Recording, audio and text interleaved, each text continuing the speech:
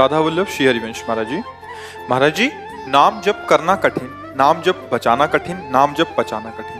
महाराज जी, इसका अभिप्राय समझना चाह रहे थे विस्तृत। हाँ, इसका अभिप्राय है कि नाम का हमें उपदेश मिल गया, लेकिन देखो कहाँ मन नाम में लगता है। इतनी महिमा नाम की सुनी, पर नाम जप करना कठिन है।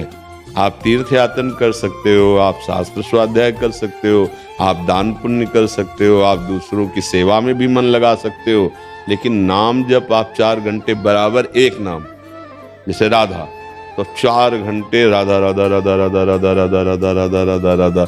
हमें तो अभी 24 घंटे पहुंचना है निरंतर, पर 4 घंटे 24 घंटे में आप देखो निरंतर करके मन जो है वो आकाश पाताल की एक कर देगा। आप देखो तो जप के थोड़ी देर राधा नाम जपा, थोड़ी देर ये किया, थोड़ी ऐसे तो लग जाएगा, लेकिन 4 घंटे 3 घंटे 2 घंटे या 1 घंटे कुछ नहीं बोलेंगे, केवल राधा राधा राधा राधा।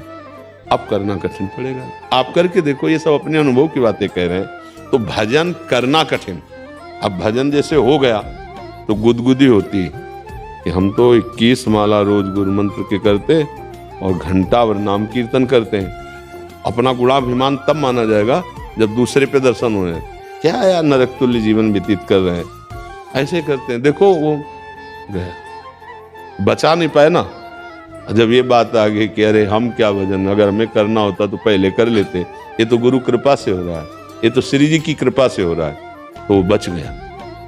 अब पचाना, कोई तुम्हें बहुत प्रतिकूल परिस्थिति पैदा कर दी, अपमान निंदा बहुत संकट, अब तुम्हारे मन में कुछ भी हो, अब तुम्हारा हम देखेंगे, ये दुखी हो, ये परेशान हो, तो अब चूंकि भजन है गया, उसको परेशान करना शुरू कर दिया, पचा नहीं भजन, उल्टी हो गई, खत्म खेल। अब वो नाम है, नष्ट नहीं होगा, पर प्रभाव से तो तुमने दुख कर, अब वो बहुत किस जन्म में फिर प्रकट होगा।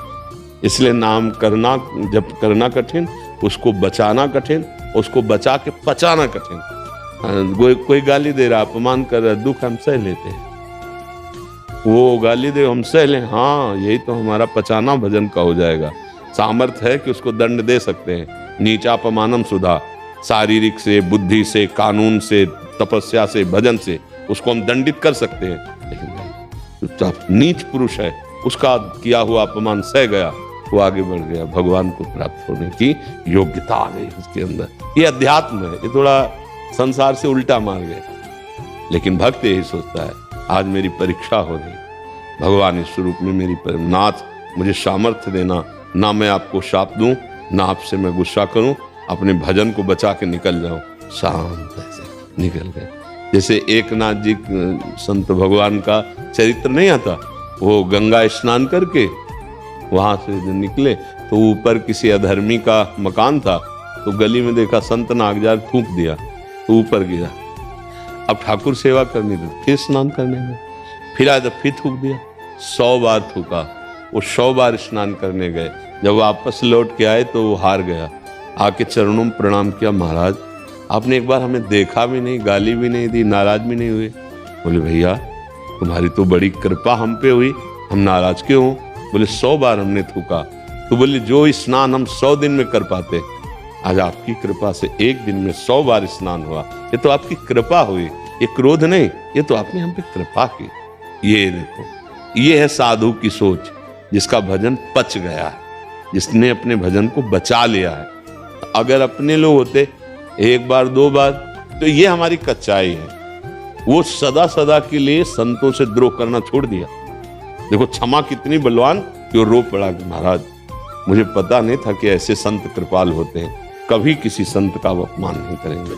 अगर वो द्रोह कर देते तो उसका और बढ़ जाता, क्योंकि दुष्ट तो था ही, लेकिन वो सह गए, तो ये सहनशीलता उसका परिवर्तन कर दिया। तो ये भजन करना कठिन, करके बचाना कठिन, बचा के पचाना, ये तीनों बातें सत्संग से हो जाती है। संत संग से भजन करने की प्रेरणा मिलती है, और हम कैसे बचाएं इसकी प्रेरणा मिलती है, और कैसे पचता है इसकी भी प्रेरणा मिलती है। साधु समागम भजन करना सिखाता है, भजन बचाना सिखाता है, और भजन पचाना सिखाता है। समझ पा रहे हैं आप?